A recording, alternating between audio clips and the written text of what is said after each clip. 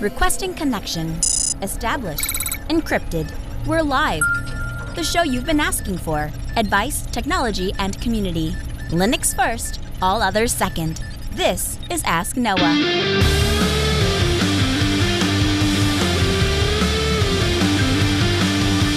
Live Multispeed Technologies, the Ask Noah show starts right now. This is the show where we came to do all the things on Linux they said couldn't be done and take your questions on how to do the same. Phone lines, 855-450-NOAH. Email live at asknoahshow.com. Make your voice heard, become a part of the program. Joining me is my co-host, Mr. Steve Ovens. Welcome in, sir.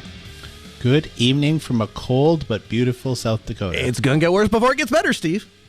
You know what? I don't mind it. The sun is shining. I'm not complaining. That's a good attitude, Steve. I like it.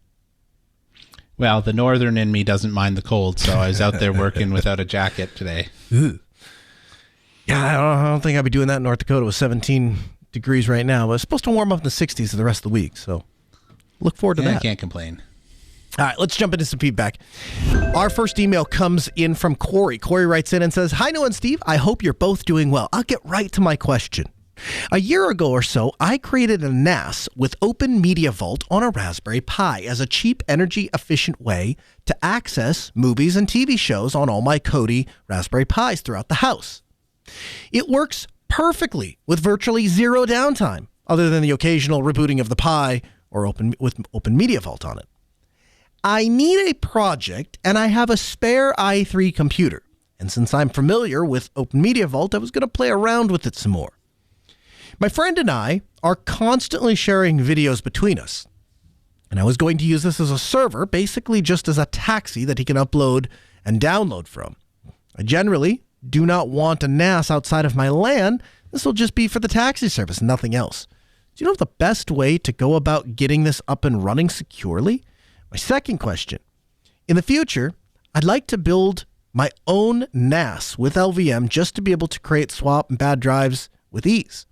I think a while ago you were talking up FreeNAS, which I believe is based on BSD, as being so easy and straightforward. That's just about anyone can do it. What do you recommend as an upgrade from the baby's first NAS? Do you still recommend the above mentioned? Thanks for all you do on your show, Corey. So, Steve, I want to dig into this i3 computer thing. I guess I'm not quite following here. If the goal here is to have a taxi service for data, well, why do we need a computer? Why don't we just have a hard drive? Well, I suppose if you mean like one of those, what are they called, MyBooks or whatever, the hard drives that have some sort of smarts built into them from various manufacturers. I mean, you could do that. It would mean proxying through their services. I suppose you could attach an external hard drive to a router or something like that, but that is kind of a scary idea too. So, I mean, with a computer, you can do quite a bit more in terms of securing it and providing access to outside. Okay, so the idea here is mostly that it's a self-contained unit sort of a deal. Well, I mean, if you're talking about fill up a hard drive and then hand it over to your friend, I suppose, but that's not defeats the purpose since they're looking to learn how to do a thing. And we also don't know where his friend is or how convenient it is. Like, is he like, you're my friend, do you want to come down and get a hard drive, Noah? Like, yeah, it's only fair. a short 5-hour drive or something like that. So yeah, I mean, to me, it seems to be a dual purpose of like, yeah, I'd like to actually be able to share some files, but I'm just using this as an excuse to do something techie. Okay. All right, so maybe I can get on board with that. All right, so his question is anything about getting it set up securely. I mean, if the laptop is going to be repurposed as a NAS, I might set up TrueNAS on the server that you're trying to replace, as well as the laptop, and then you could potentially use ZFS Send to go between. Yeah, you definitely could do that, although that doesn't help exposing it to the internet. Like, essentially, he wants to send stuff, pardon me, Corey wants to send stuff to his friend who is presumably somewhere else, not in the same house, although we don't actually have that information, but because we're talking about securing it over the internet, my thought is something like, I used Tink in the past. I Okay. know that there are people out there, our friends at Jupiter Broadcasting, really like Tailscale and those sorts of things. That would be the first way that I would go, because it keeps it secure insofar as you're not punching holes through your firewall in order to enable your like specific ports to be shared. I mean, they could just set up a site-to-site as well. You could, but a site-to-site means that you are also maintaining that, whereas Tink or Tailscale or whatever is supposed to come up similar to WireGuard, right? Like you could also do this WireGuard because it's you could do a point-to-point with two machines on the WireGuard because that's not too onerous to set up. And the idea is just that as soon as the device comes up, then it will join its mesh network or VPN or whatever you've got going on. If you have comments to add, you're welcome to join us in our interactive Mumble room. You can learn more at docs.minddripmedia.com/mumble. It'll walk you through the entire process of how to get Mumble set up, how to get connected. Joining us via Mumble is Sleuth. Welcome in, sir. Hey, Noah. So I was listening to you talk about this question, and I really think that an overlay network is exactly what he needs to look out for here. Okay. An overlay network will create kind of a virtual LAN where he can put the server, he can put any of his devices, and he can put any of his friends' devices on, and then they can all talk to that box, whatever it is, whether it's running, TrueNAS, or if it's running, just an Ubuntu box or whatever.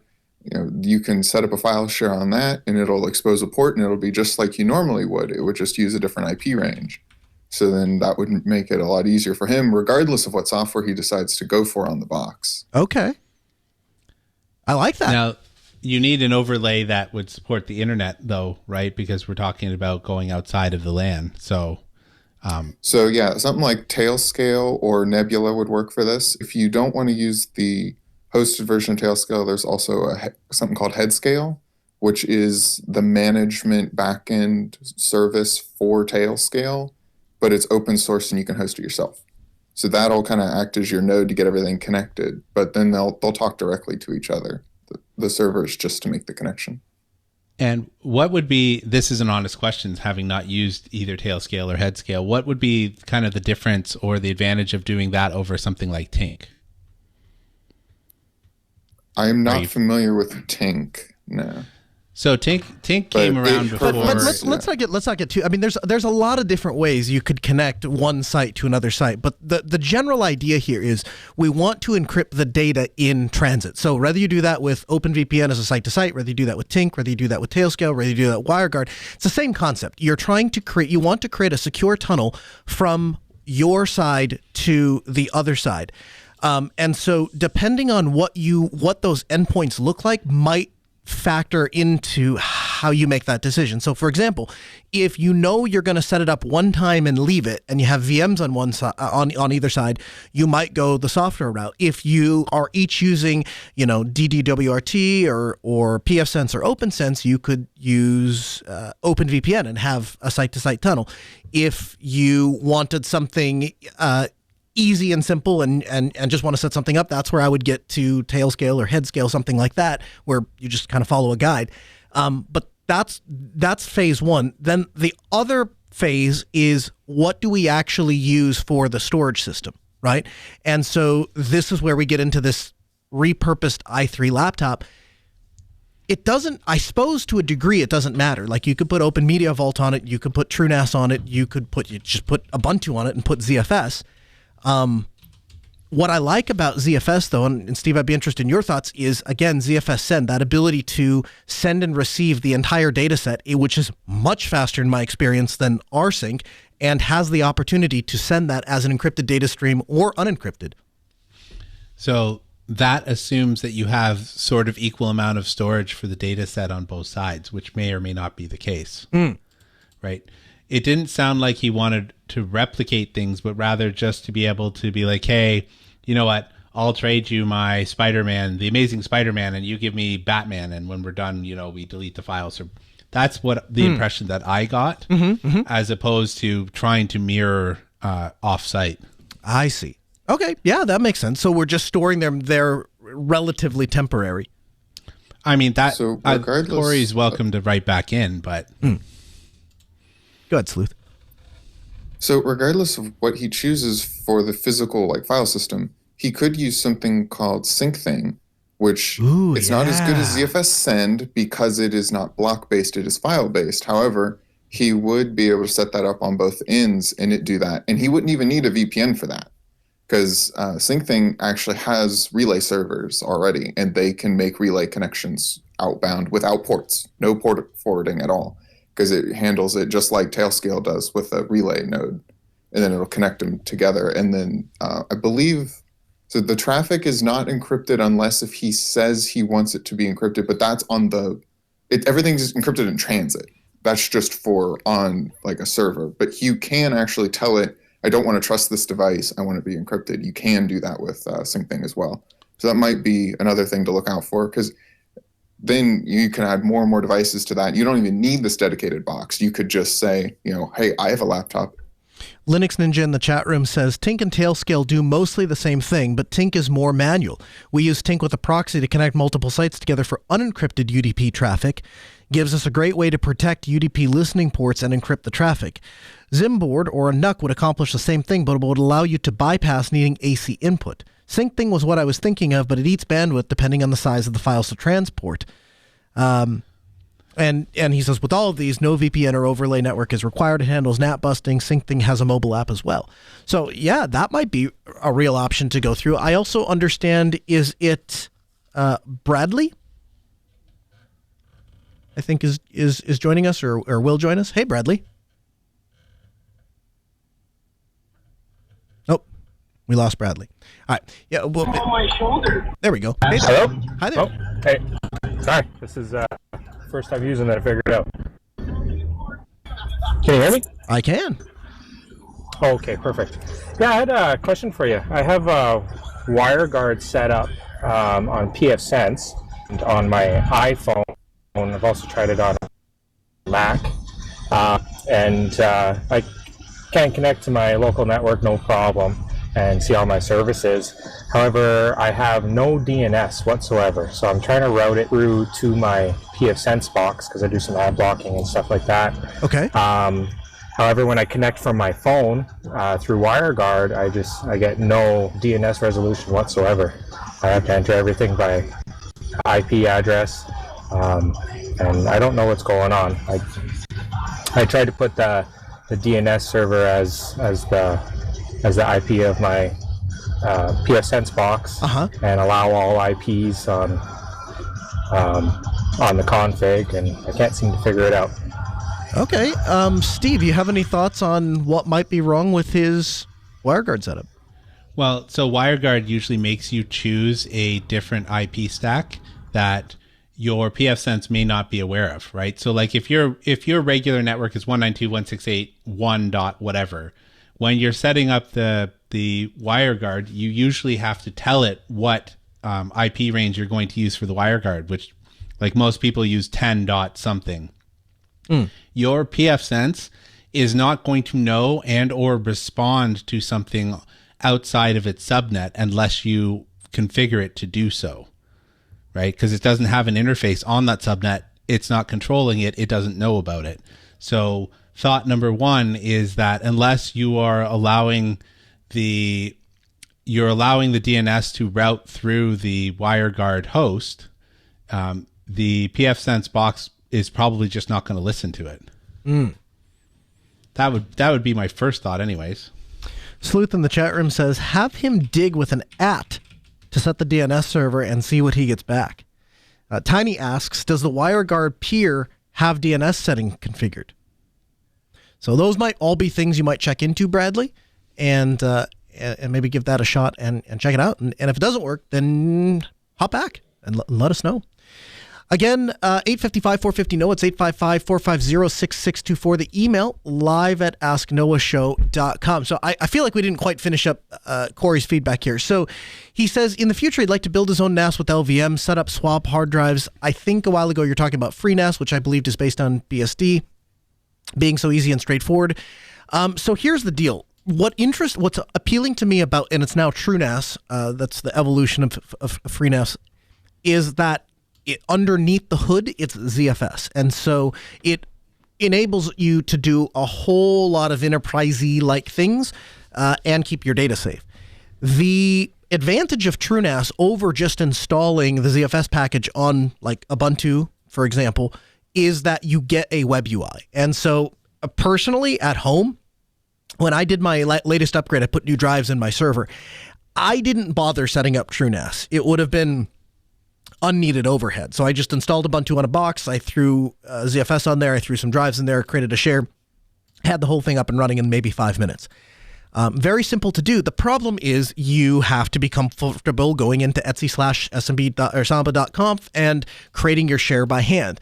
Whereas with TrueNAS, you type in the IP address of the server, it pulls up a web UI, you click on shares, you click add new shares, it has a little wizard, it has an ACL thing to set permissions and stuff like that. And so if you're doing it, particularly if you're doing it with anybody else, it's really nice to have a way to actually kind of manage that. That's where my plug for TrueNAS comes in.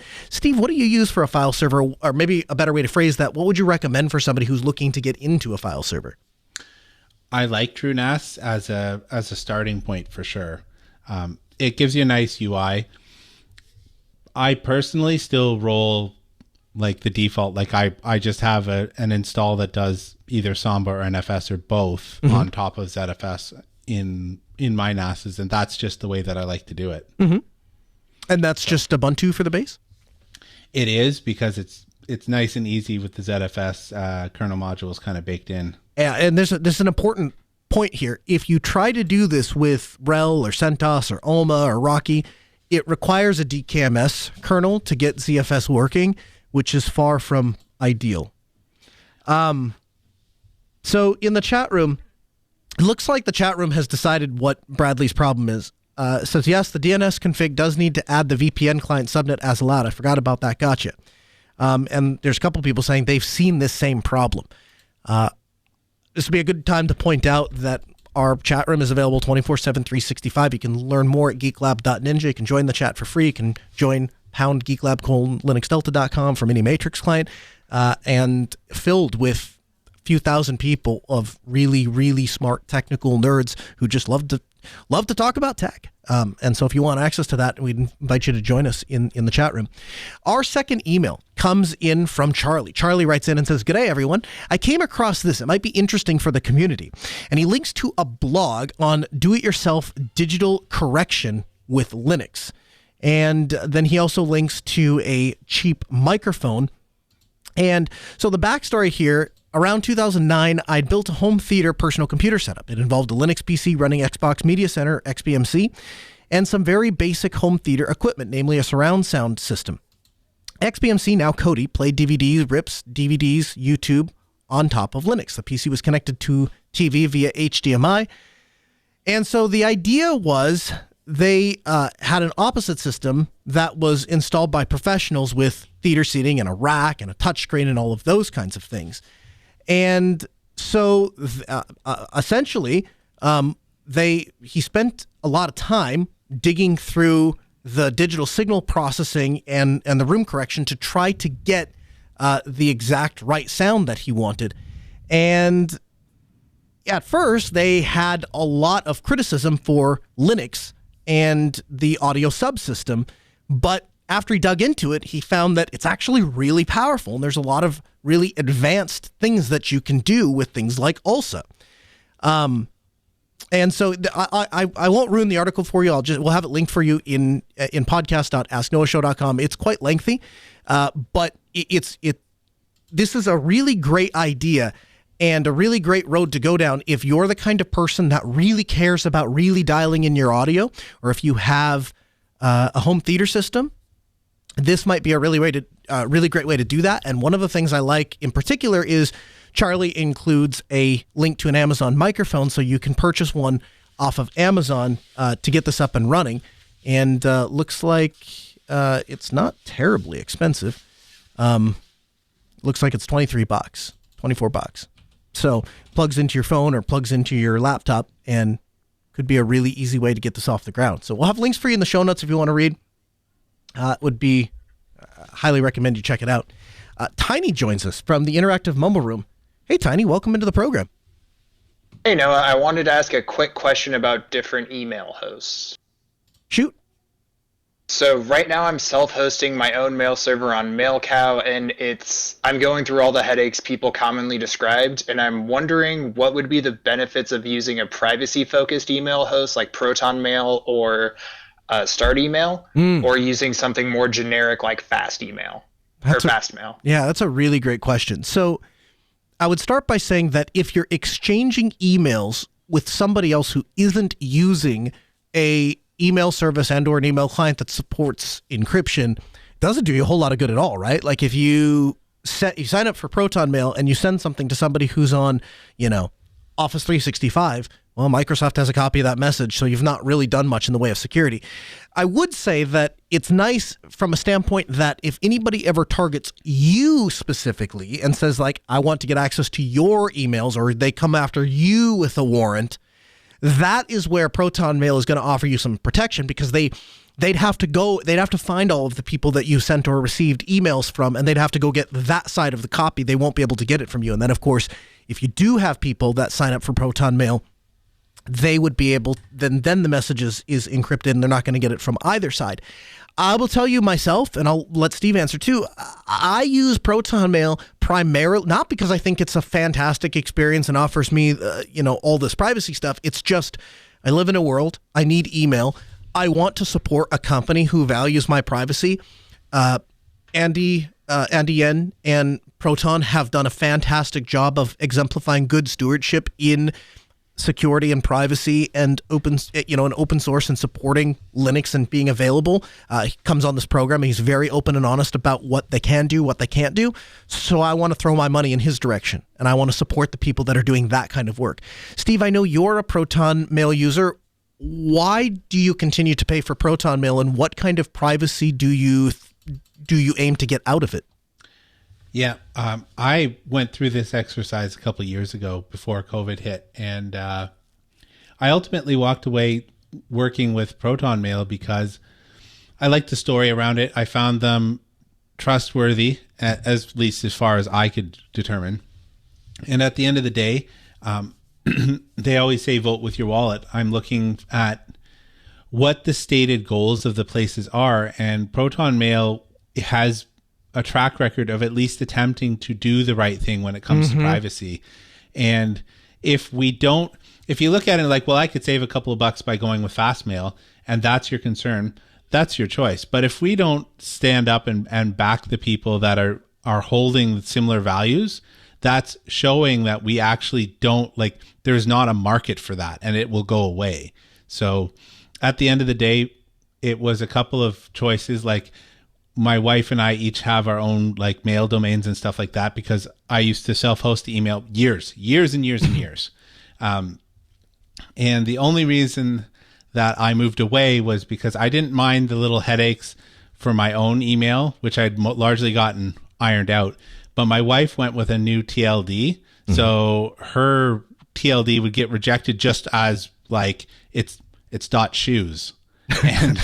and so it's coming from a self-hosted email, and it's .shoes, right? So, or whatever, and that just was causing no end of headaches, where that's something that I couldn't really rectify.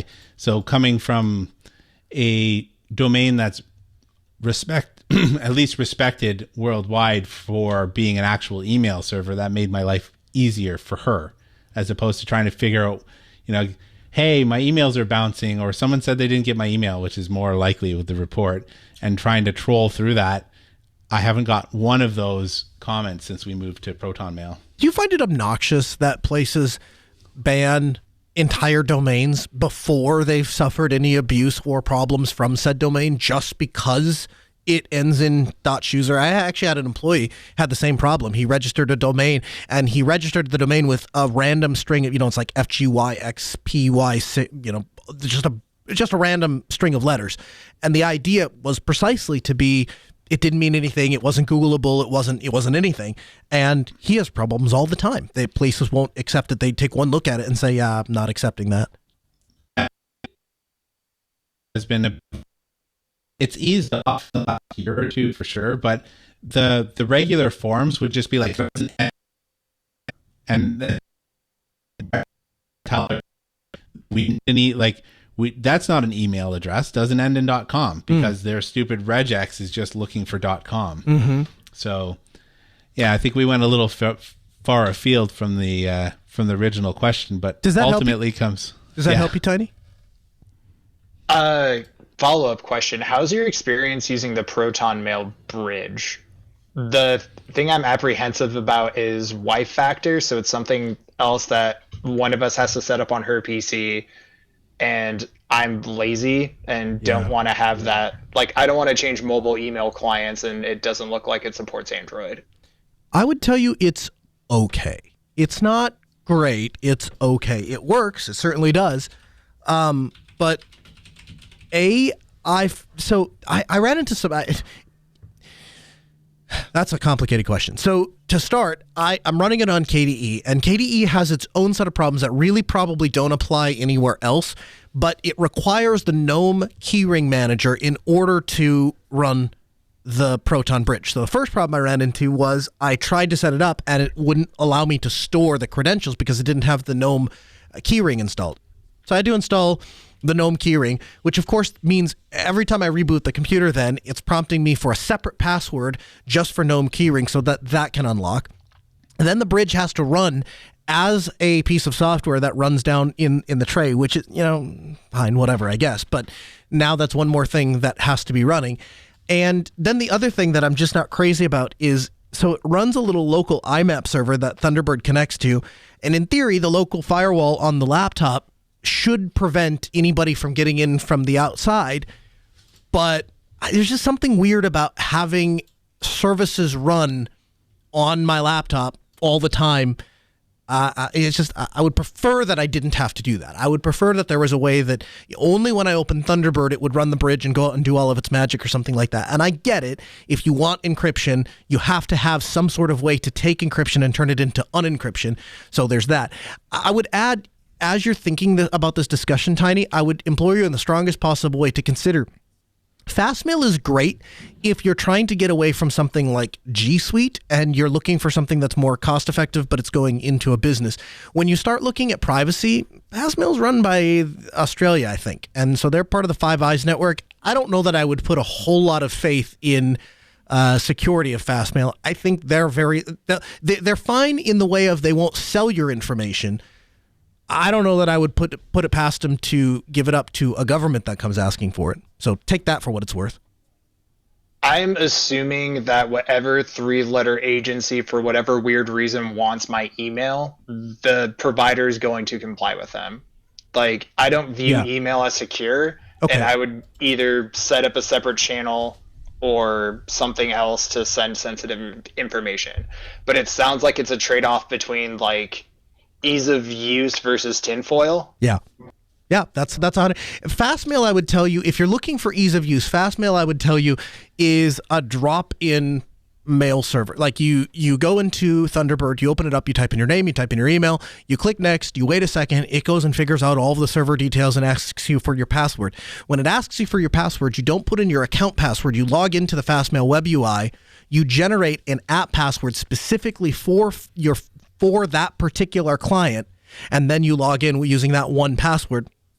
You go to set up another instance of Outlook, it gets its own password. So nothing is ever sharing IMAP credentials, which is kind of nice. Also, Linux Ninja in the chat room adds that the Proton Mail bridge it runs by default on 127.0.0.1, so it shouldn't accept traffic anywhere else. So he says the firewall is irrelevant. So take that for what it's worth. All right, we'll take a break here. We'll head over to the Linux Newswire newsroom. We'll get the latest from JT, and then we'll continue with your questions next. From the Linux Newswire newsroom, this is the Week in Review with JT. Linus Torvalds announces the first Linux kernel 6.1 release candidate.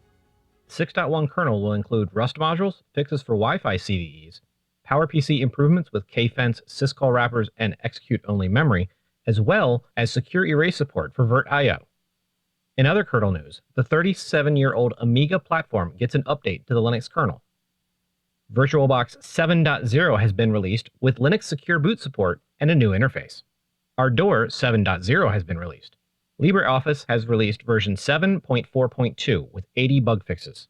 And Blender has announced that in its next version, version 3.4, they will include Wayland support.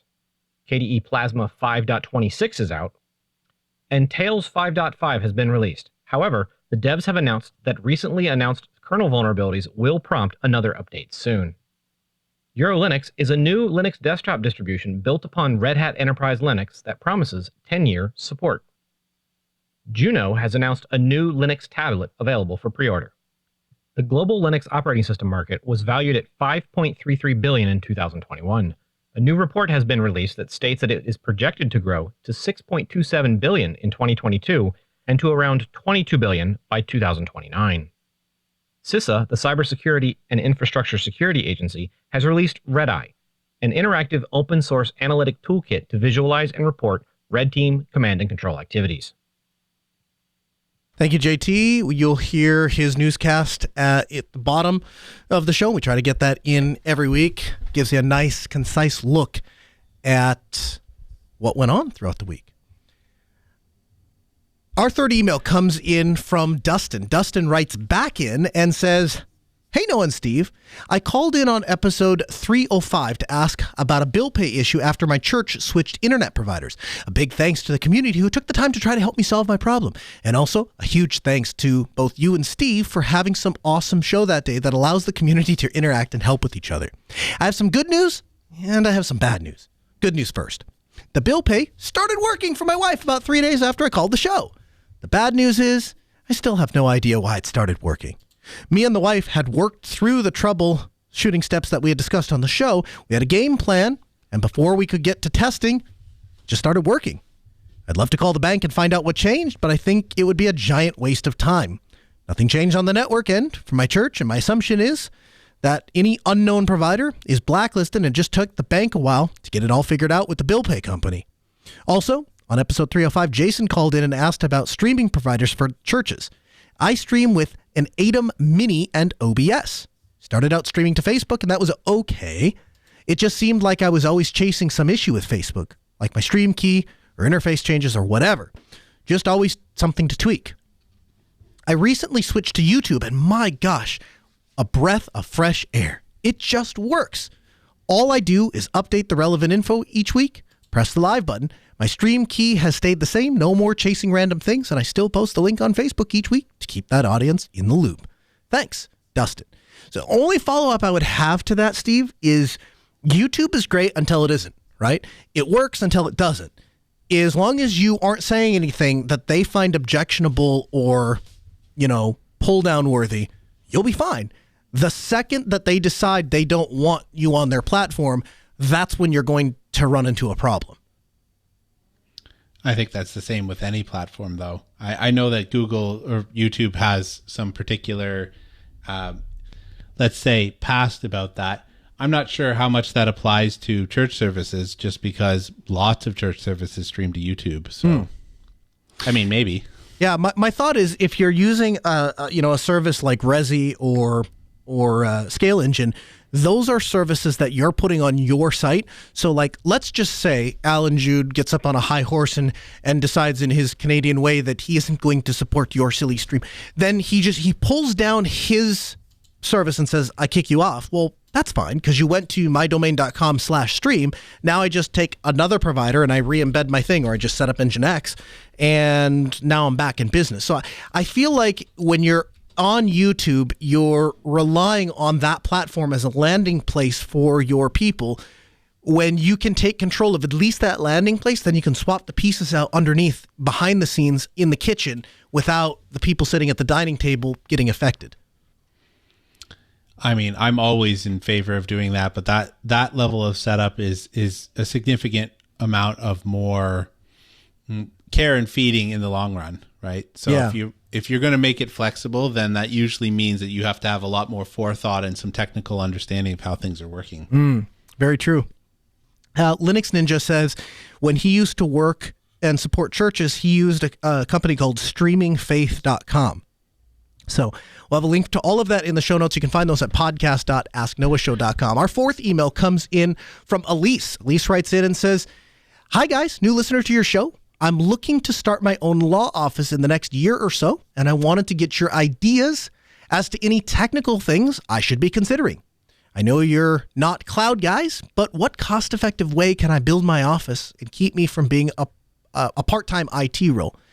So I guess, Steve, let me ask you this. If your friend came to you and said, Steve, I'm starting a business, what technical thing should I buy right off the bat? Is there anything that you would look at and say, doesn't really matter what your business is, doesn't really matter what your business model is, you should have these 3 or these 5, technical things in order to get yourself started?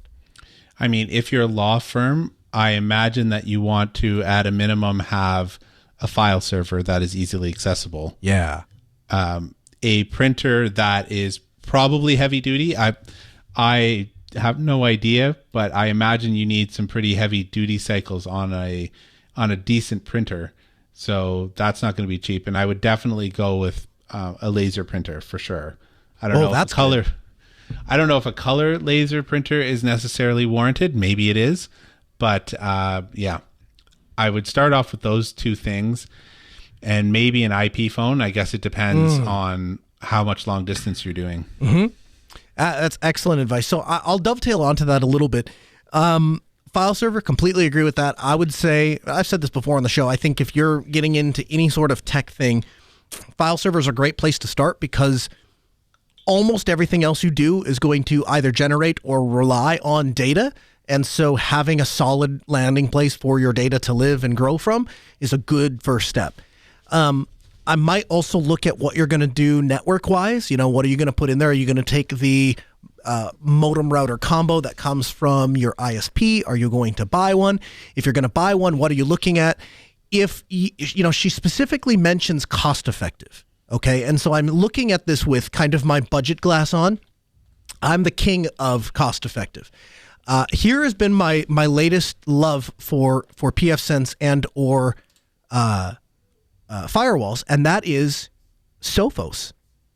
And like half the audience just fell off their chair and went, what did you just say? Yeah, Sophos. So here's what I like about Sophos. It has nothing to do with their software. They make hardware devices that you can buy for $150 to $200 some on eBay. And the nice thing about these boxes are they are just Intel boxes underneath the hood. So all you have to do is plug an HDMI in the chat room. I'm getting, no, avoid Sophos. No. Hear me out. All you have to do is plug an HDMI cable in, plug a USB keyboard, plug a USB mouse, plug a pfSense or OpenSense installer in, and a few minutes, and you boot up, it looks like an Intel computer. You'd have no idea that you're not sitting at just a generic desktop computer. The nice thing about the Sophos, even above the Netgate's own product, Netgate does this bonding thing where they take 2 interfaces and bond them together, and then they use VLANs to create the bond, and then they split it back out, and it's complicated. So when you go to do stuff with that interface, you have to take all of that into an account, and it's a process.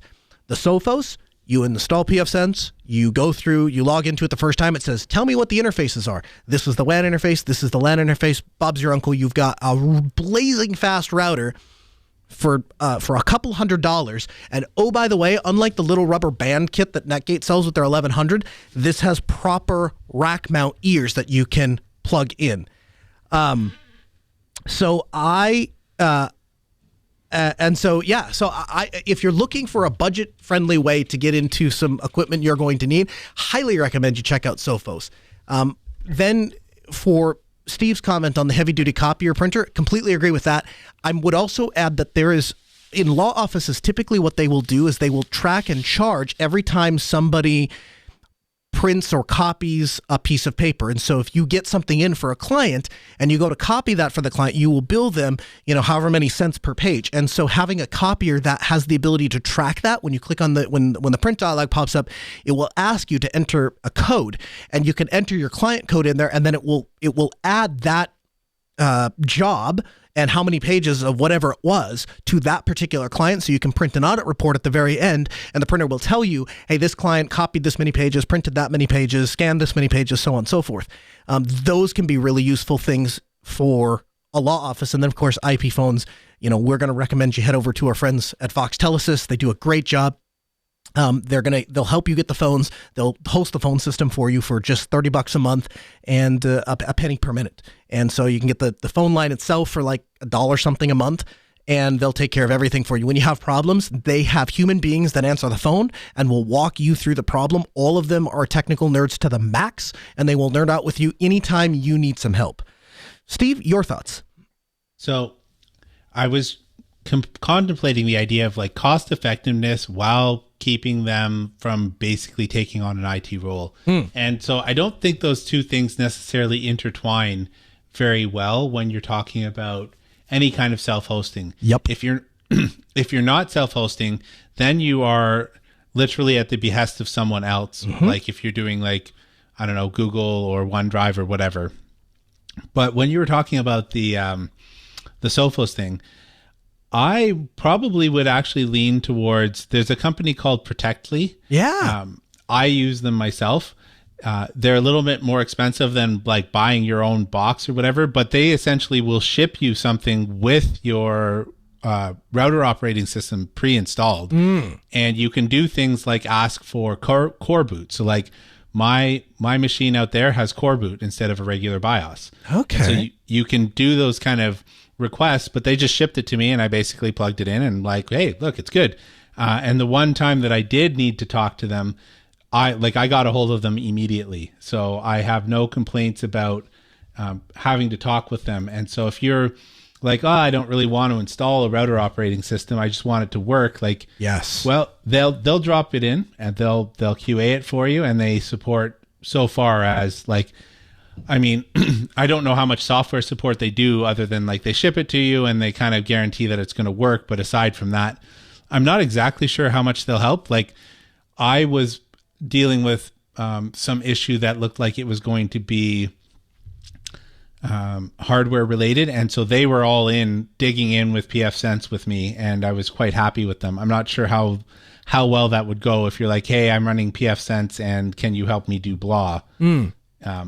But it's walking that fine line between, do I outsource all of this sort of stuff? And the reason why it's cheap is because I'm one of a number of people that maybe I'll get somebody on the phone and maybe I won't. Right. And I'm also giving up whatever it is, privacy or, who knows what they can data mine or they can't. So you've got that on one side. And then on the other side, there is the burden of if you do it yourself, you still like you're going to be on the hook for if something goes wrong.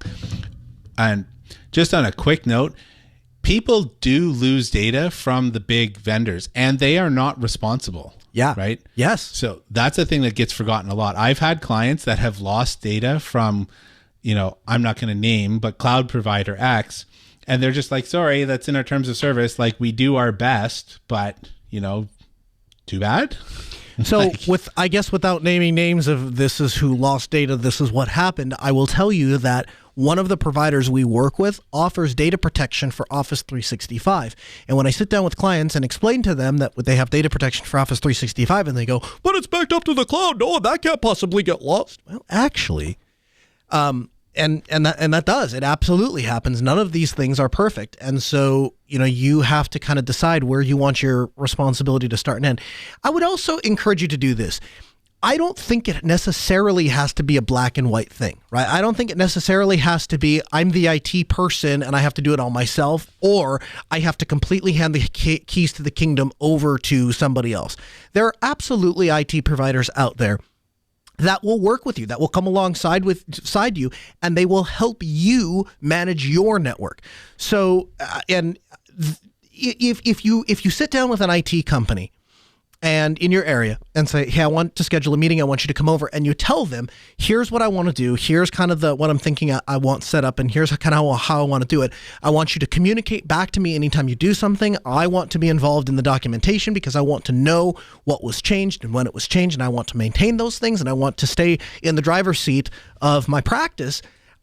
If an IT company isn't positively receptive to that kind of ask, you probably need to work with a different IT company. I hear those there's this company out there called Altispeed. They do a bunch of good stuff like that, I understand. Yeah, we do. So shameless self-promotion, we'd be happy to help, but there's others too. CTC Solutions is out there. There's a lot of companies out there, and it's growing. Companies that they're smaller, they're more agile, and they are dedicated to serving other people and other organizations. And I would always start with some place in my local area. So unless you live in Grand Forks, I might start by finding an IT provider that's in your area, and I would tell them, hey, you know what? I'm not a techie, but I'm techie enough that I listen to a podcast about technology and I have some ideas, and here's kind of what I'm thinking. How can you come alongside me and support me? And when I get into trouble, will you help me with these things? And based on their reaction of that, I think I would make a lot of decisions based on that. You don't give a lot of details in your email, so if you wanted to write back in and say, here are some specific questions I have, we'd be happy to address them. I will tell you, we have a law office client. They run 3 offices. They have an entire open source stack in their rack. So everything from their router to their servers, all the virtualization stuff, all of it's open source. They do something called conflict resolution, which is if you represent client A and somewhere down the road, client B comes in has a case against client A, you as an attorney can't represent client B because you have a conflict of interest with client A. And so there is some special software that keeps track of those sorts of things. And for obvious reasons, that software is so specialized and so industry specific that I'm not aware of an open source alternative. So they virtualize Windows and they run it there. So that will be a necessary component to your law office if you're doing any real casework, really. But yeah, feel free to write back in. I would love to get you some more dialed in advice. But good luck and congratulations on starting a law office. All right. Signal is removing SMS support from Android. Quote, for many years, the Signal app on Android has supported sending and receiving plain text SMS and MMS messages in addition to Signal messages. We are starting to phase out SMS support from the Android app. You'll have several months to transition away from SMS in Signal to export your SMS messages to another app and to let the people that you talk to know that they might want to switch to Signal or find another channel if not. They cite 3 reasons for doing this, and I got to tell you, Steve, I'm not overly impressed with any of them. So the first reason is privacy and security. Obviously, SMS isn't encrypted, and so by allowing people to use it as their SMS provider, they're not providing secure messages. To which my response is, no duh. The second reason they cite is that they feel like people are getting hit with unexpected messaging bills, which I would push back on for 2 reasons. One, I can't remember the last time I met somebody that has a cell phone plan that doesn't allow them to send text. Usually that's included in the plans. And any of the big name providers, it's included. And when it's not, it's dirt cheap. If you didn't have SMS included in your plan, I find it highly suspect that somebody would go about the process of sending a bunch of text messages and then being surprised that they got billed for those messages. Seems like people would know that they're texting other people. And it seems like you would know that you didn't ask so-and-so to download Signal and you're not sending them Signal messages, you're sending it to their phone number. So I would push back a little bit on that, but, don't know what the rest of the world looks like, and they would, right? So I'll park that for a second. And then the third is creating a clear and intelligible user experience with anyone sending messages on Signal. So to that, I would say it's not the fact that you're backwards compatible with SMS. It's the fact that you're using phone numbers as the primary identifier. And I get it. They're in the process and or have moved over to unique IDs. But that's where that confusion started, was when you said, hey, I can send a text message or I can send a Signal message, and my identifier for the person on the other end is their phone number. That, of course, creates confusion.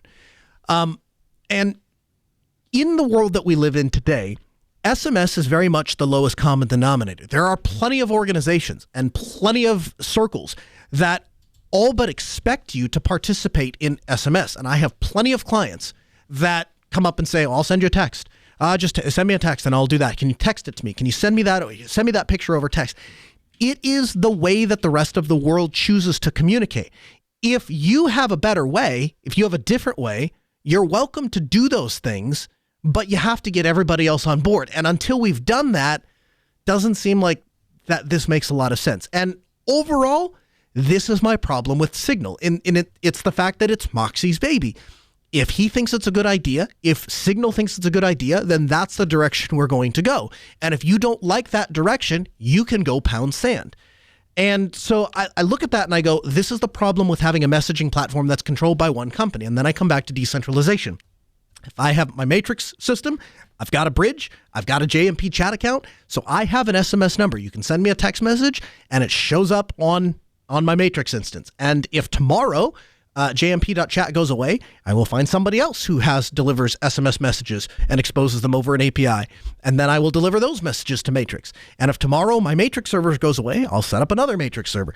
So it keeps me in control of the driver's seat and lets me decide how I want to communicate back to my circles of other people. Plus it expands beyond text because I can bridge Telegram and Signal and all the other things. But Steve, I know you use Signal for your SMS app. Is this something that you look at and go, man, that's a real pain? Yeah, this may be one of the death knells for me and Signal, just because I already have only a few people still actually using actual Signal. Mm-hmm. And so I was using it for my SMS and my Signal people. And honestly, if I'm talking to the Signal people, I'm probably not doing it on my phone anyways. Like that was a very rare occurrence for me. Sure. I have the desktop app, and most of the time if I'm actually chatting, I'm not pecking away on my phone because that just drives me crazy. So I don't use Signal like a texting app. I use it like an actual chatting app, like I would Telegram or something, and I want a keyboard anyway. So it probably will be removed from my phone. Yeah, this is really too bad. Now, Linux Ninja in the chat room says, I've deregistered my phone and my family's phones from Signal. It was a good 5 years, RIP Signal. My message app on Android provides me with secure encrypted messaging that falls back to SMS when needed. I've replaced Signal with RCS. So RCS is kind of the industry replacement for SMS. It's designed with data in mind.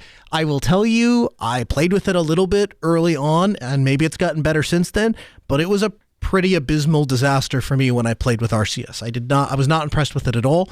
And on top of that, it doesn't seem like there's a super friendly way to expose it to external messaging systems, so I can't tie it to anything. I'd be interested to know if the audience has suggestions for replacement SMS, because I'm loath to go back to the default Android SMS app. Right? It feels dirty. Yes. Yep. So I'd like a replacement. Someone out there, I'm looking at you, Charlie, will hunt something up for me. Live at AskNoahShow.com. We would love to have your suggestions. What are you using for SMS? Do you like it? And would you recommend Steve go to it? And the music in our ears, it means we're out of time. Thanks for joining us. We record the show every Tuesday at 6 p.m. Central. You can join us at AskNoahShow.com and stream the show live. We'll be back next Tuesday at 6 p.m. I would invite you to get the show notes. You can find those at podcast.asknoahshow.com. If you want to catch us live, you can or follow us in real time. You can follow me at Colonel Linux, him at Linux Ovens, the show at Ask Noah Show. We're back next Tuesday, 6 p.m. Central, AskNoahShow.com.